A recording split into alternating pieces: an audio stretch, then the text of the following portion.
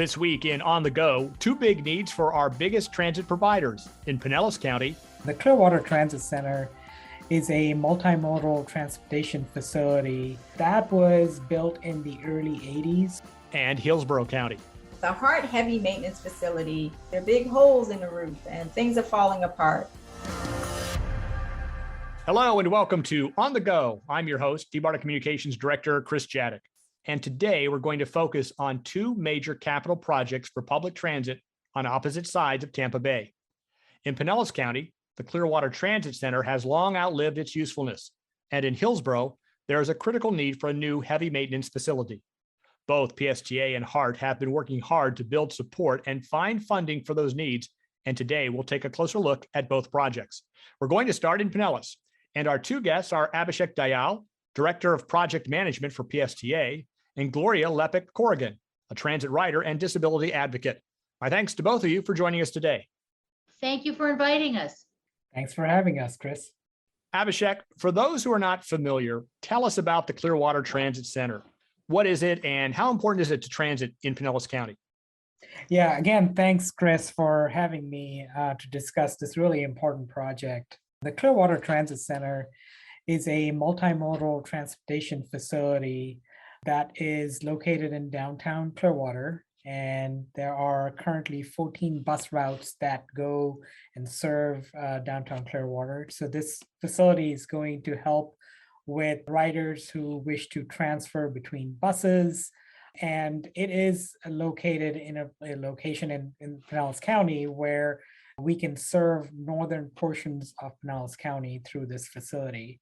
So this brand new facility is going to do exactly that, not only connect to different parts of the county, but also connecting to different modes of transportation that we now serve besides buses, such as our Direct Connect program, which is a rideshare program with our partnership with Uber and Lyft. Of course, our paratransit service through PSTA Access. And then also a lot of our riders use bikes to get on our buses. So essentially having a multimodal facility to make all those mobility connections for our riders. And I understand it's pretty old. How old is this facility? When was it built? Yeah, so our existing Park Street facility, which is nearby, just a few blocks away from where we're contemplating this new project, that was built in the early 80s. So it is almost 40 years old. And there are a lot of issues, as you can imagine, with a 40-year-old facility that was built for that time, including the fact that there are 8 bus bays that is being used to serve 14 bus routes that we use this facility for. The roof of the facility is not in great shape. Anyone who's actually been to Park Street can attest to that. The roof of the facility actually does not have the necessary clearance for many of our newer, cleaner buses, our hybrid electric buses, and certainly our all-electric buses that we're really proud of to be able to serve at this Park Street facility. So those are just a few of the reasons. And then, of course, they're not ADA compliant also, since, again, this facility predated ADA regulations. So that's another issue with this facility that we'd like to address with the new facility. And I understand you have other transit centers, of course. So how does this compare? I take it this is obviously the one that's in greatest need of replacement. Yeah, and this is the oldest of the 5 transit facilities that we have in Pinellas County. And it is northernmost. As I said earlier, this facility is being used to serve northern portions of our county, and it is in the greatest need for repair. So it is a very critical facility and certainly the oldest amongst all the other ones. Gloria, you and I met last week at the Transit Center, so I'm interested in your experiences there. But before we get to that, tell me more on how you use public transit and its importance in your everyday life. Sure. Well, it's critical for me. I have chosen to no longer drive. And when my husband and I moved back to Pinellas County, part of our decision was the convenient infrastructure and excellent transit system here.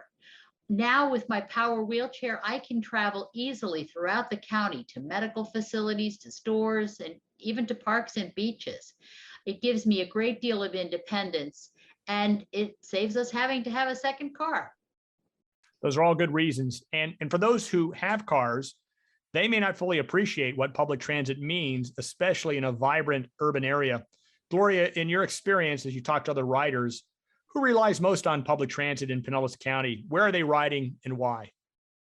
Well, interestingly, I'm a member of the PSTA Transit Riders Advisory Committee, the TRAC, and this group really is a good example of the different rider types. Some take the bus to and from work, often using the commute time to read or just relax. Others are motivated by saving money and avoiding the cost and wear on their personal cars. And some of the riders are motivated by environmental factors. You just talked about the electric buses. And those of us with disabilities really can enjoy the freedom of traveling where and when we want. And as for the Clearwater Transit Center itself, you obviously use that as well. Abhishek's pointed out some of the problems there. I take it you would second that. And what are some of the things you've experienced having to use that facility? Well, it's interesting because until we had the tour of the facility, I had not realized that some of the buses can't even stop there.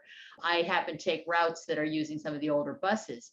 I'm really looking forward to having the new electric buses be there that are joining the PSTA fleet. And then some of the other things, like they said, the roof. I didn't know the roof was bad, but I sure do want a good roof on the facility. And again, hopefully a better terminal can support additional route options. Maybe some more routes can come to and from Clearwater. And then having cleaner restrooms and other amenities will always be welcome for riders. Abhishek, I know PSTA has long been planning for a new transit center in Clearwater. What would you build given the opportunity, and how would it meet the needs of Gloria and fellow riders, not just today, but also in the future? Yeah, and that's one of the things that we want to address is not only our current needs, which, as I noted earlier, we are not meeting our current needs with our 14 bus routes given the capacity at Park Street. So we do want to expand that capacity and add 16 bus bays to the new facility with a new roof that can accommodate not only the hybrid electric buses, our cleaner all-electric buses, including the electric charging infrastructure. We are also looking to have this facility LEED certified, so it's more sustainable, such as solar panels on the roofs. Having more all-electric buses at this facility would also allow for not only a cleaner way to operate public transportation, but also a quieter and a more pleasant experience for our riders to wait at this facility. And then some of the other elements that I noted earlier, we would like to see this as a multimodal facility. So it's not just buses, understanding that our riders come from or connect to different modes at this facility. We want to make sure it's futuristic. So it not only accommodates buses, but also bikes, our rideshare program, perhaps even our autonomous vehicles in the future that riders could connect with. And then maybe down the road in the near future, I hope we can get light rail or passenger rail. This facility could accommodate those types of modes as well. So those are just a few that we'd like to design for under this project. No, I'm sure you put a lot of thinking into that. And also to be noted is Tampa Bay is a rapidly growing area, but in Pinellas County, there's not a lot of room to grow. But as more people pack in there, it's even more important that we support the growing need for public transit. As for the location of the center, it's currently located on Park Street in Clearwater, but I understand you would like to build on a new location. And I guess you're doing a land swap with the city of Clearwater? Yeah, so we've been working with the city of Clearwater for quite a while on this new facility. And the city of Clearwater owns a piece of property on Court and Myrtle in downtown Clearwater, just a few blocks from where our Park Street facility is. So what we have discussed with the city is potentially doing a land swap where we would provide our land where Park Street facility is sitting on in return for the land by Court and Myrtle. And the city of Clearwater staff and the commission, they are very supportive of this arrangement. In fact, the city commission unanimously approved having the PSTA facility go to the Court and Myrtle property. And so we're working with the city and our partners, other partners, to design and construct this facility here. Now, the big question for projects like this is how to pay for it. I understand this has previously been vetted by Federal Transit Administration and other federal agencies. It's highly regarded, but so far not funded. What action are you taking on that? Yeah, and we've had several discussions with U.S. Department of Transportation, Federal Transit Administration, our own congressional delegation, and our local partners, and everyone recognizes the need for this facility, the need for rebuilding our Park Street facility. We have applied for a very competitive grant program to fund the construction for this facility a few times. We have not been successful, but from the debriefs that we've had, we've gotten a little bit closer to getting the grant. In fact, our last debrief with U.S. Department of Transportation officials, they were extremely pleased with the application. They, in fact, told us that we were very close to getting the funding. In fact, almost a quarter of the applications that they received were forwarded to the secretary's desk for a funding recommendation, and we were one of them. The secretary has to then take the applications on his desk and decide which ones actually get the funding. So given the highly competitive nature of this program, we feel pretty good about this year's chances. In fact, we've continued to make progress on the project, gotten all the environmental clearance from Federal Transit Administration. So we feel very confident going into this round of applications that we will be successful and finally have shovels on the ground to start the construction. And is there a specific dollar amount in mind that you need? And related to that, is there a local match or a state match that's also required as part of the grant you're looking for? Yes, so the total project cost is approximately $34 million.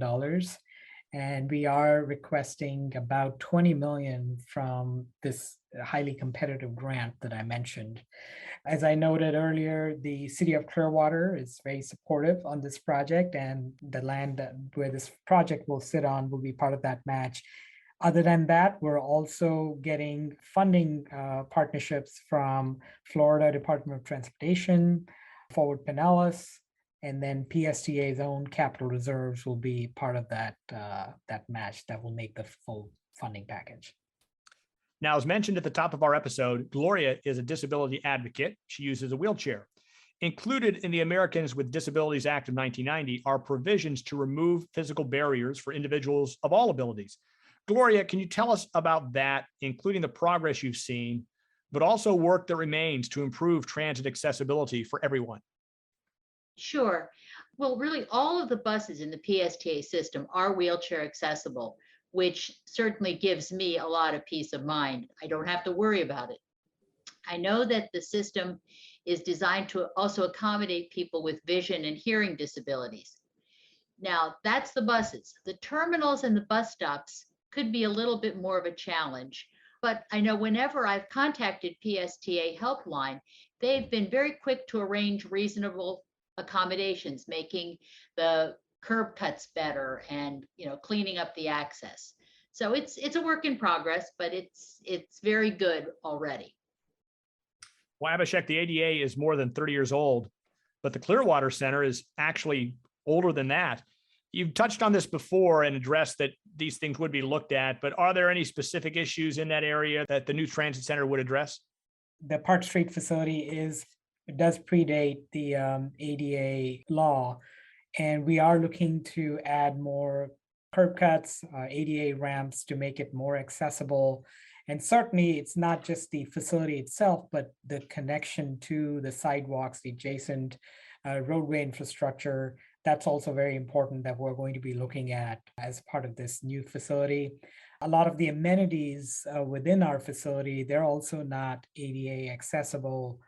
So we would definitely want to make sure that all the amenities that we're going to be putting in, they are not only wheelchair accessible, but also accessible by people with other disabilities. Now, there's an old adage that the squeaky wheel gets the grease. And as you noted, this project is already well regarded in Washington. The problem is there are too many well regarded projects, too much need across the nation, and a lot of cities that are probably dealing with similar issues. Abhishek, as PSTA looks to get attention in Washington for this local need, what can people do to show their support? Tell their stories. I think that's the best way to get the attention in Washington is sharing your personal stories on how you use public transportation, what are some of the challenges you've faced, and how this project can make your life easier, getting to your job, getting to college, or wherever you need to go and back easier, and how this is an integral part of your life. And I think those are the stories that really resonate and can really help us build a stronger facility and a stronger community.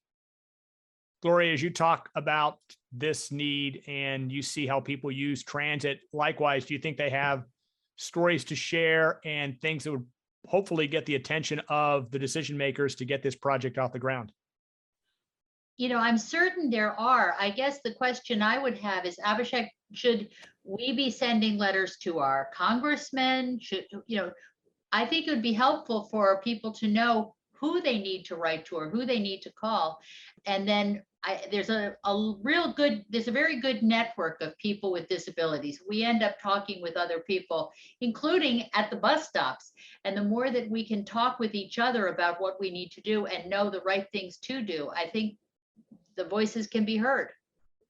Yes, I totally agree, Gloria. I think we do include letters of support as part of our application, but I think the letters of support should also go to our congressional delegations who may not see those letters. They might go straight to U.S. Department of Transportation. So contacting our congressional staff would also be very helpful to make sure that they also advocate on our behalf with the administration. Good information. And finally, Abhishek, if you get the funding you need, what is the time frame on when PSTA CEO Brad Miller and the PSTA board might be able to cut the ribbon on a new Clearwater Transit Center? And that is my favorite part, Chris. That's when we get the funding and we actually get to the job of constructing something great. Right now, what we are looking to do is complete the design in the next year or so. And assuming we get the funding, we would like to have the project up and running, ready for service by spring of 2025. I know it sounds like, many years away, but those years fly by, and we hope to have a great facility for our community to enjoy. That's a great timeline, and we look forward to hearing greater news on that. Abhishek, Gloria, we'll wrap it up there. Thank you both for your time. T-BART is happy to support you on this very important project. When we come back, we'll cross the bay to Hillsborough County and talk with HART CEO Adelie LeGrand on HART's need for a new heavy maintenance facility. You are listening to On the Go, the podcast from the Tampa Bay Area Regional Transit Authority.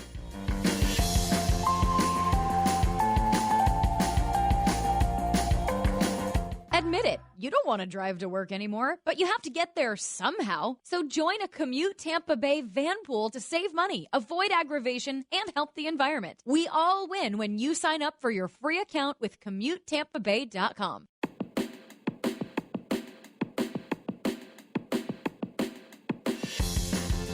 Welcome back to On the Go. In this segment, we're turning our attention to a major capital need at HART, Hillsborough Transit Authority, to replace its outdated heavy maintenance facility. And who better to talk with us about that than HART CEO Adelie LeGrand. Adelie, welcome back to On the Go.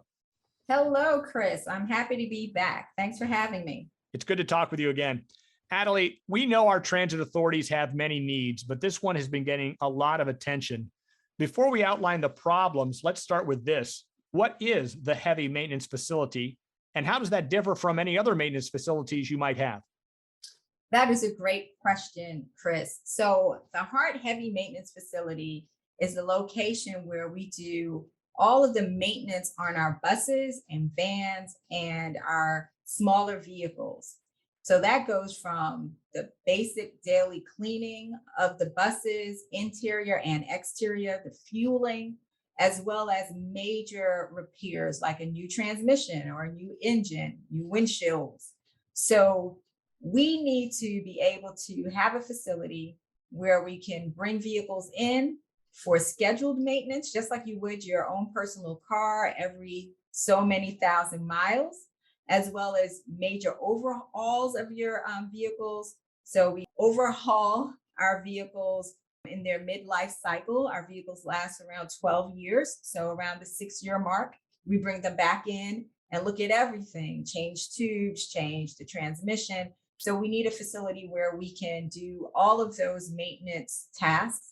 In addition to the facility and on that campus, we also have all of our buses there. So they come in from a day being out on the road, they come back into the facility, they get parked, and then they go through the whole process of being cleaned, inspected, and getting ready for the next day. So that's what we do at our HART Heavy Maintenance facility. Very good. Now, understandably, you're getting a lot of support from the HART board. Commissioner Pat Kemp has called this a dire emergency. Commissioner Mariella Smith says the facility is in dire straits. Why is this such a critical need? What are the big problems there? Well, it's like one of those things where you keep moving forward, you're doing the work, and sometimes you don't look up. And when you don't look up, you don't realize there are big holes in the roof and things are falling apart. And that's what we have going on at the heavy maintenance facility. It was a facility that was purchased for the operations of our transit system. However, it was retrofitted as a trucking logistics facility for our bus service. So it's really not designed for the fleet that we have currently. As you've seen driving up and down the streets, we have CNG buses, compressed natural gas buses, and those buses have it looks like an extra, I would call it a backpack or so across the top of the vehicle. That makes them taller than the traditional diesel buses, and pulling them into the facility so that they can be worked on. That is difficult because of their height. We can't go underneath the vehicle. Again, like when you take your car to the shop, the person working on the car, in many cases, they can just go down a couple of steps and be underneath your vehicle, or they push a button and your vehicle gets lifted up. We don't have the clearance to do that either at our facility. And as I mentioned, our roof has holes in it and it needs to be totally replaced. So when you start adding up the cost of just repairing the maintenance facility versus building a new maintenance facility, it's pretty clear that the amount it would cost for us to rehab it is more than it would cost to build a new facility. And that's where we've landed, or how we've landed on building new. Well, this has long been identified as a need for HART. It predates your start from a little more than a year ago. How far along are you in envisioning or designing the next facility that you want, and what will that entail? So we are moving forward. As you can imagine, there are lots of plans. There are a variety of different designs of what we could do over the last several years. As you mentioned, this has definitely been a priority for several years. Some of the designs looked at rehabbing the facility, the current facility. Other designs looked at building new on our existing campus. So what we're doing now is in the process of hiring a consultant, a management consultant, who could look at all of those previous studies that have been conducted and help us to do a couple of things. One, identify if there are any gaps in the analyses that have been conducted to make sure that we have all of the questions that need to be answered identified and that we have answered them appropriately. So that's one. Two, making sure that the recommendations that have been identified in the previous studies are still sound. And then three, helping us to, I would say on a high level, come to a decision or an idea of what the new design element should entail. So not necessarily designing the new facility, but being clear as far as what are the programs that we need to have included in the facility, what type of footprint would we need for the facility, what do we need to house in the facility currently, as well as what will we need in the future to expand our system to transition from CNG to electric buses, to really have a clear understanding of how do we evolve as we build this new facility. So that is an RFP that will be coming on the streets within the next couple of months. We've written scope already, And we're working with FTA to finalize the language that we would need in the grant that we're going to use to fund this study. After that, we're going to have this program manager that we put under contract, whoever is selected, to also help us, in addition to doing that review of the previous studies, to help us to identify the best project delivery method. So that's how we'll move forward from planning to design and construction. And they'll help us determine that. And then lastly, there'll be scope to help us to write an RFP, a request for proposals, to go out and hire a firm, a vendor to help us go through the design and construction phase. And we're targeting to do that. Hopefully that RFP can get on the street by the end of this calendar year, beginning of the next calendar year. So that would take us into the first to second quarter of our next fiscal year. And that's what we're targeting to move that forward, with the expectation that next year, this time, we have a vendor under contract who is moving forward with the design and construction of the project. And then lastly, I could say that, this is all possible through collaboration on a regional level. As you know, in your organization, you're all about regionalism. And I've heard you and your leaders say that, we as a Tampa Bay region, we're not going to move forward quickly with public mobility if we're not working together. And this is a great example of how we've done this to move the heavy maintenance facility forward. So through a partnership with FDOT, as well as the TPO, Hillsborough County, and the city of Tampa, we've been able to identify $75 million to move this project forward, which we have commitments in hand now to move forward with the $75 million. The estimated cost of the project is $100 million. So we are actively pursuing grant opportunities to fill that gap of $25 million. But with the $75 million, what that affords us is the opportunity to start moving forward with the 2 RFPs I mentioned, as well as to start the process to move from planning to design and then closer to construction with the 75 we have in hand. Very good. Well, that's all very well thought out. And while we're on the topic of the financing, is there a specific grant you need approved? What's the keystone, I guess, to this to continue to move forward and make sure you can make those awards when you need to? Right. So we are, for the missing 25, that gap, we're going after a grant that's called Bus and Bus Facilities. And that's a grant that comes out annually. We're expecting it to be released again in the next couple of weeks from FTA, the Federal Transit Administration. And we'll go after funds to help us bridge that gap for the heavy maintenance facility. But there are also other funding pots that we're also looking into. So we're not going to stop at just one grant opportunity. We're going to go after as many as possible until we can get that 25 million identified and committed. Now, the current facility is located on 21st Avenue. I don't even know if it's possible to build on that site, but if you thought if it would be at that location, or do you have to move to a different location? Right now, we are looking to build on the current site. We own that site. So we're looking to build a new facility, continue to operate out of the facility we currently have. And then when the new facility is built, then we will demolish the old facility. Now, HART has made great strides in transitioning to alternative energy vehicles. You touched on this a little bit already, including electric powered buses. And you also mentioned the CNG buses, which I know in the 2017 Hillsborough MPO feasibility report on this project was really talking about CNG. Where do those alternative energy vehicles fit? Do you still need CNG capability, or are you transitioning to all electric, or how will alternative energy vehicles factor in this new facility? So that is a great question. We do still have CNG. Approximately 58% of our fleet is CNG. So we just received 16 a couple of months ago, new CNG vehicles. So this facility will have to be able to accommodate those vehicles. The way it works when you get funding for vehicles through FTA, you have to maintain them for a minimum of 12 years of useful life. So, if we can move as aggressively as possible when a new facility is built in 6 years, we'll still have 6 years worth of useful life in our CNG vehicles. So that's just an example of why we would still need the facility to accommodate the CNG buses as well as a new fleet. So that's one thing. The other is that, and I know you're well aware of this, that the federal government is asking us to transition and actually develop a transition plan to no emission vehicles. So our team is currently working on this transition plan.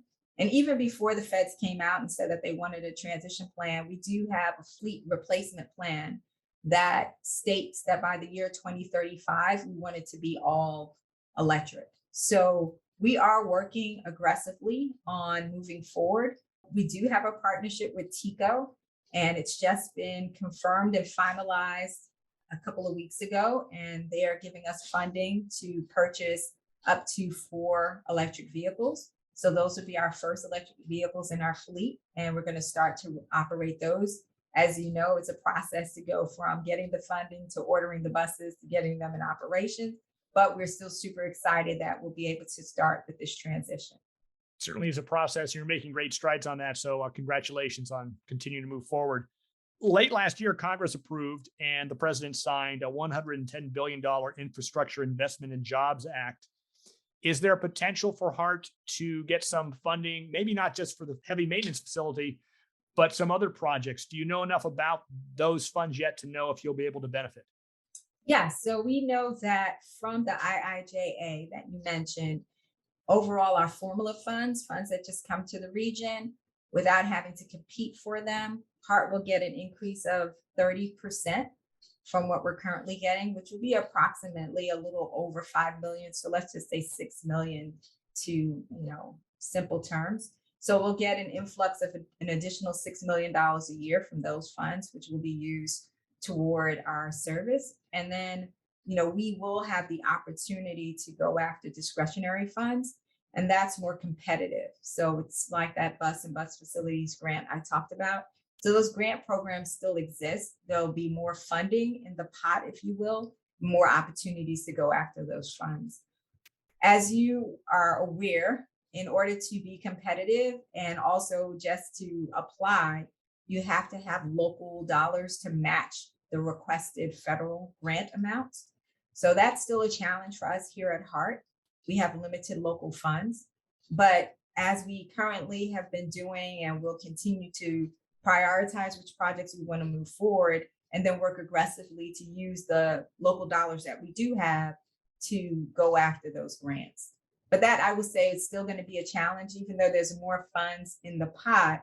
That requires more local match to be super competitive. And if we still have the same $3 that we had before IIJA, it's not going to really make that much of a difference if we don't find additional funding. Well, as you mentioned, you've gotten great regional support on this project, including with the Hillsborough TPO. And as I understand, in the letter the TPO wrote to U.S. Transportation Secretary Pete Buttigieg pledging their financial support, there was mention of a jobs training facility. Can you tell us anything about what you might be envisioning with that? Yes, that's another partnership. And I'm happy you answered because I forgot to mention that partnership with the Hillsborough Community College. And HCC has agreed to partner with HART. And at our facility, we will also co-locate a training facility for HCC to train their students on how to be bus mechanics and how to work on electric fleets. So that will also be on our campus, and it'll provide a great opportunity for the community to come to the facility and learn how to work on electric vehicles, and not only electric transit vehicles, but electric school buses, really opening up the opportunity for folks to really know how to work on these types of vehicles. And in addition, it gives us the opportunity for continued education for our employees. So it's a great opportunity, and we're very fortunate that HCC has agreed to partner with us. And while we're on that subject, jobs, let me ask how HART is faring in filling your job openings. You're not alone, of course. All transit agencies in the T-Barter region and many nationwide are in urgent need to hire transit bus operators, among other positions. What's the situation on your hiring front? So we have the same challenge that those across the nation are facing. What I can say is that we have a very engaged board. I just had a conversation with one of my board members earlier today, and he pledged to help us identify some additional opportunities to recruit. So I know Career Sources is an opportunity or an outlet here in the region that has been very helpful, and we're going to engage with them as we are engaging with others, as I mentioned, HCC and other educational organizations here locally. But then we're not limiting ourselves just to the Tampa Bay region. We prioritize local, but we need to expand in order to attract those who may want to move to a different climate, right? But they have the expertise in bus operations or being a mechanic or working in accounting that they may want to locate in a warmer climate and come to Tampa and help work here. So that is definitely something that we're focused on working on. Our HR team has been putting lots of strategies together and trying to really make the process as easy as possible for those who are applying. If someone seems like they're interested, get them off the hook as quickly as possible. It's kind of like fishing. You don't let the fish just keep flopping around on the end of the line. You have to reel them in and pull them off as quickly as possible. So that's what we're trying to do with our recruiting process, not leaving people in limbo, responding as quickly as possible, answering their questions, and helping them to make HART their new employment opportunity. Well, Natalie, this is all great information. I appreciate you sharing that with us today. One final question for you before I let you go here. Our focus has been on the heavy maintenance facility, but transit agencies always have a list of capital improvement projects. Anything else you want to call our attention to that you want the public to be aware of that HART is working on and looking forward to building in the future? So yes, the heavy maintenance facility, I could say that ×3. We also are focused on our bus stops and our shelters, making sure that they are up to ADA compliance, as well as providing real-time information, providing comfort from the elements. Those are our priorities, really the customer experience, making sure that we have a safe, inviting experience for our customers as they wait to enter on our vehicles. And, on the operations side, a lot of times people talk about the capital because that's fun. It's kind of like getting a present and you get to open the box, right? And that's capital, it's in the box. But operating, it's not as sexy, but if you don't have the gas on, you can't turn on the stove and cook. Or if you don't have electricity, you can't turn on the air conditioning. And what we really need to focus on here in HART as one of our priorities is ensuring that we have reliable service on the street, that we have the opportunity to provide more service throughout Hillsborough County, which is vast, that we are providing coverage in South County as well as in North County, as well as within the cities of Tampa and Temple Terrace. So we really want to make sure that we're providing the best service that we currently have and trying to find opportunities to increase the service, increase the frequency, and perform at the highest level possible. So those are the things that we're currently working on. Well, Natalie, very well said. And thank you once again for sharing a few minutes with us. No doubt these are critical needs for HART, not just for existing service, but also to grow transit in Hillsborough County to better serve an increasingly growing population. Hopefully we'll have great news to report in the months ahead. I am Chris Jadek. Thank you for listening. This is On the Go, the transit and transportation podcast from the Tampa Bay Area Regional Transit Authority.